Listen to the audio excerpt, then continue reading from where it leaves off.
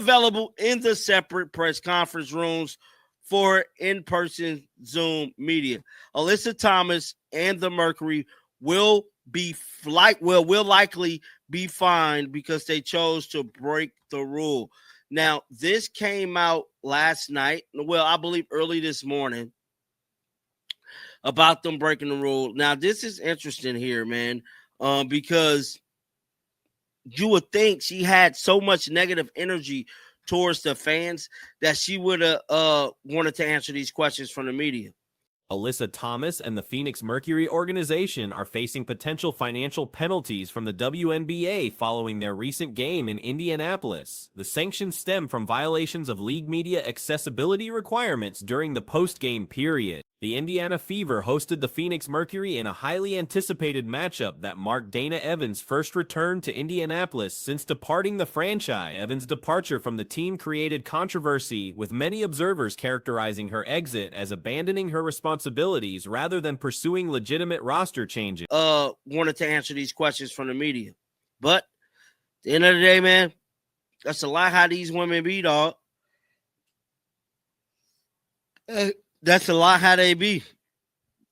Now, moving on to another story. Sophie Cunningham podcast is still making headlines.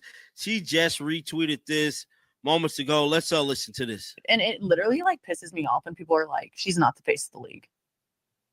Who would be? What?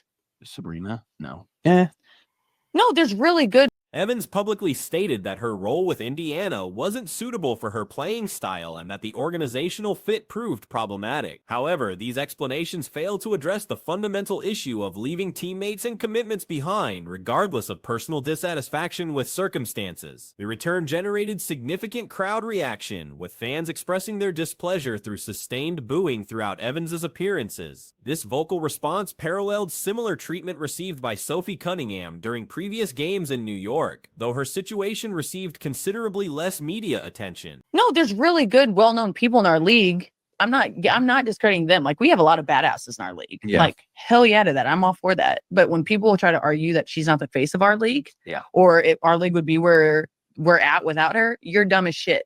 Yeah. You're literally dumb as fuck. Yeah, bro. I gotta agree with Sophie Cunningham here. Kayla Clark been the face, still is the face, and at least she's woman enough to admit it. Now, the viewership numbers was released. Video evidence captured Caitlin Clark apparently encouraging the crowd's negative response, gesturing for increased volume and intensity from the stands. Her actions demonstrated support for fan expression while embracing the hostile environment created by the opposing crowd. Clark's behavior reflected a competitive mentality that welcomes adversity rather than avoiding confrontation. The team's social media presence emphasized this approach, stating they embrace the smoke and handle opposition with confidence rather than complaint. Now, the viewership numbers was released. Let's see here. So Rebecca Lobo has been releasing this stuff all day. You say last night presentation of 2024 WNBA Finals rematch, the Liberty and the Lynx was the third most watched non-Indiana Fever game this season. Average 700,000 views, peaked at 1.1 million. That ain't really that much, but I guess in hindsight, speaking that it wasn't the Indiana Fever playing. However, the Mercury struggled to maintain similar composure throughout the evening's events. Thomas became involved in confrontational exchanges with fans in attendance, creating unnecessary drama and displaying unprofessional conduct that reflected poorly on both herself and the organization. The situation escalated when Thomas and Mercury representatives failed to fulfill mandatory media obligations following the game's conclusion. This violation directly contravenes established WNBA policies requiring player availability for post-game interviews and press conferences. Similar incidents occurred previously, including Angel Reese's refusal to speak with media following a game against Indiana last season. This pattern suggests certain players consistently avoid media responsibilities when facing difficult circumstances or disappointing results. The behavior represents a concerning trend where players abandon professional obligations rather than addressing challenging situations with maturity and accountability. Such responses undermine the league's professional standards and create negative precedents for handling adversity. Current WNBA media access policies explicitly state that within 10 minutes of game completion, each team's head coach and 2 designated players must participate in separate press conference sessions. These requirements include both in-person availability and remote access through video conferencing platforms. The designated players typically include the game's leading scorer and another key contributor, ensuring media access to relevant participants who can provide meaningful game analysis and insights. These policies exist to maintain consistent media coverage and fan engagement across all franchises. Thomas and the Mercury organization violated these established protocols by refusing participation in required media sessions. This breach of conduct guidelines will likely result in financial penalties imposed by league officials according to standard disciplinary procedure. The fine represents more than monetary punishment. It highlights professional expectations that extend beyond on-court performance. Players accept media responsibilities as fundamental aspects of their professional obligations when joining the league. In separate developments, Sophie Cunningham's podcast continues generating discussion about Thomas's conduct following the Indianapolis game contrasts sharply with professional standards expected from veteran players and team leaders. Her refusal to fulfill media obligations while engaging in confrontational behavior with fans demonstrates poor judgment and leadership. Professional athletes across all sports face challenging situations and hostile environments regularly. The expectation involves maintaining composure and fulfilling obligations regardless of personal emotions or external circumstances affecting performance or comfort. Other sports leagues rarely encounter similar issues with player media availability because athletes understand these responsibilities as non-negotiable aspects of their professional commitments. The WNBA's tolerance for such behavior risks normalizing unprofessional conduct. Historical examples like Marshawn Lynch's minimal media compliance during NFL interviews demonstrate alternative approaches to mandatory availability requirements. Lynch famously repeated, "I'm only here so I won't get fined," while technically fulfilling obligations without meaningful participation. Thomas could have chosen similar minimal compliance rather than complete avoidance of media responsibilities. Her decision to entirely skip required appearances shows greater disrespect for league policies and professional standards than reluctant participation would have demonstrated. The incident raises broader questions about accountability and professionalism within the league. Players who consistently avoid responsibilities during difficult circumstances set negative precedents that could encourage similar behavior from other athletes facing challenges. Effective leadership requires addressing adversity directly rather than avoiding uncomfortable situations. Thomas's behavior fails to meet these standards while potentially undermining team culture and organizational reputation through poor decision-making. The fine serves as both punishment and reminder that professional obligations extend beyond game performance to include media relations, fan interaction, and maintaining league standards throughout all circumstances. The Indiana Fever delivered a commanding 107-101 victory over the Phoenix Mercury in what proved to be a significant statement game for the organization. This contest carried additional emotional weight due to DeWanna Bonner's return to Indianapolis following her controversial departure from the team. The atmosphere at Gainbridge Fieldhouse was electric from the opening tip, with fans demonstrating their feelings about Bonner's midseason exit through sustained negative reactions throughout her playing time. The crowd's response reflected months of frustration with how the veteran player handled her departure from Indiana. Bonner's performance during her return visit was notably poor, managing only 4 points on limited shooting efficiency during 21 minutes of court time. Her struggles contrasted sharply with the contributions from players who replaced her on the Fever roster, highlighting the team's improvement since her departure. The visiting Mercury team entered the game with playoff positioning and expectations of competing against a supposedly weakened Indiana squad. However, the home team's depth and collective effort proved more than adequate to secure victory without their primary star player. Caitlin Clark remained sidelined due to injury concerns, creating an opportunity for other players to demonstrate their capabilities in high-pressure situations. Despite her absence from the active lineup, Clark's presence on the bench and visible support for her teammates illustrated the strong team chemistry that has developed. Ari McDonald emerged as the standout performer, delivering a career-high 27 points while shooting perfectly from the free throw line. Her explosive offensive display included effective scoring from multiple areas of the court and demonstrated the type of determination that had been missing during Bonner's tenure with the organization. McDonald's performance was particularly meaningful given her journey to this opportunity.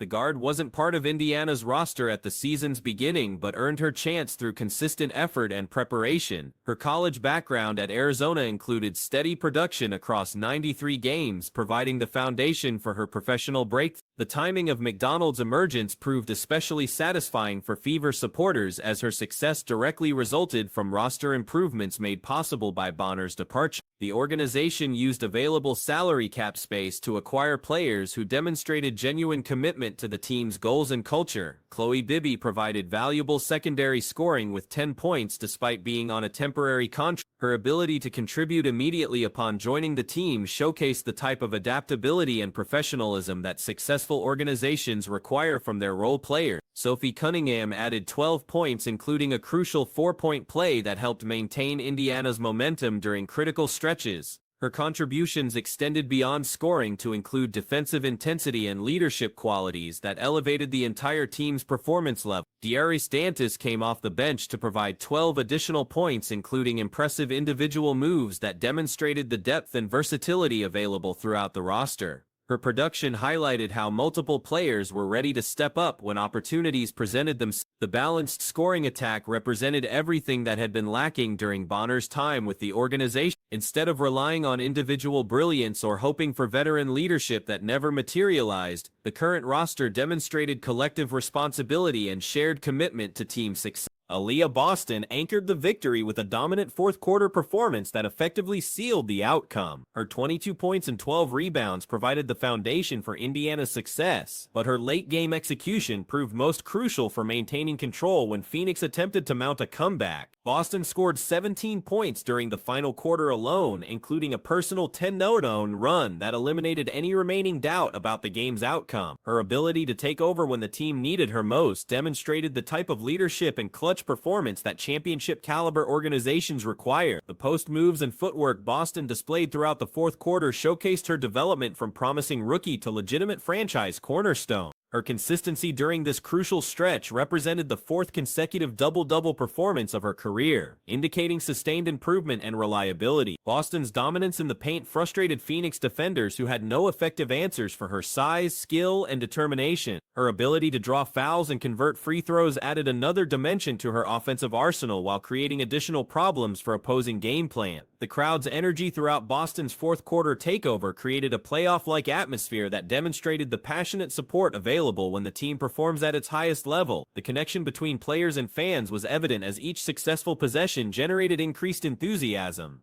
Following the victory, various participants offered their perspectives on the evening's events and the broader implications of what had transpired. The range of responses revealed significant differences in organizational culture and professional maturity between the competing teams. Phoenix players expressed frustration with the treatment Bonner received from Indiana fans, characterizing the negative reactions as inappropriate and disrespectful. These comments seemed to miss the underlying reasons for fan disappointment while focusing on surface-level behavior rather than the circumstances that created this situation. Kalia Copper defended Bonner's reputation and questioned fans' right to express their displeasure with her departure. Her comments appeared tone-deaf given the specific nature of Bonner's exit and the impact it had on the organization and its supporters throughout the community. Indiana's coaching staff handled the situation with considerable professionalism and class. Stephanie White acknowledged the unusual circumstances while maintaining focus on basketball-related matters rather than getting drawn into unnecessary drama or controversy. White's approach demonstrated how experienced leadership navigates difficult situations without compromising team focus or creating additional distraction. Her ability to separate personal relationships from professional responsibilities showcased the type of maturity that successful organizations require from their leadership.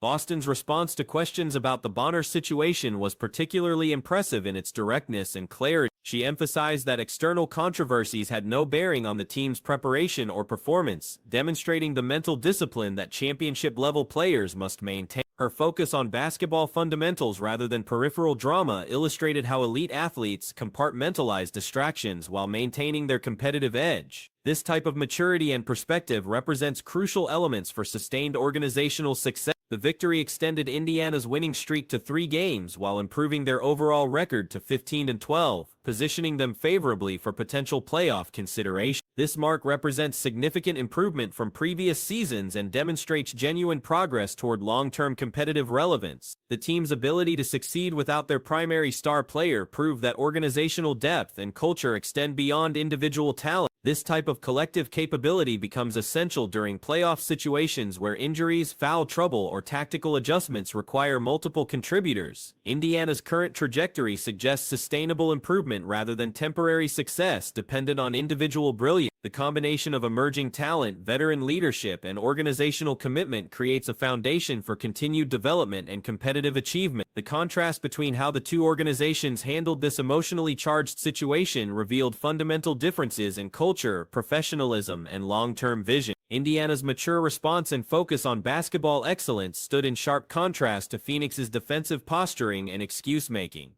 These cultural differences often determine which organizations achieve sustained success versus those that struggle with consistency and accountability. The evidence from this particular game suggested that Indiana has developed the type of environment that attracts committed players while maintaining high standards for performance and behavior. The symbolic nature of this victory extended beyond the immediate scoreboard result to represent validation of organizational decisions and cultural direction. The team's improvements since Bonner's departure provided tangible evidence that difficult personnel decisions can ultimately strengthen rather than weaken competitive position. For supporters who had endured months of uncertainty about the organization's direction, this performance offered reassurance that their loyalty and patience were justified. The combination of individual development and collective improvement suggested that brighter days lay ahead for the franchise. The broader implications of this victory resonated throughout the league as other organizations observed how Indiana managed a potentially divisive situation while maintaining their competitive focus. The professional manner in which they handled adversity could serve as a model for similar challenges faced by other teams. This game represented more than a single victory in the standings. It demonstrated the power of organizational culture, player development, and collective commitment to overcome individual setbacks and external criticism. The Fever proved that success comes from sustained effort and shared responsibility rather than relying on any single contributor.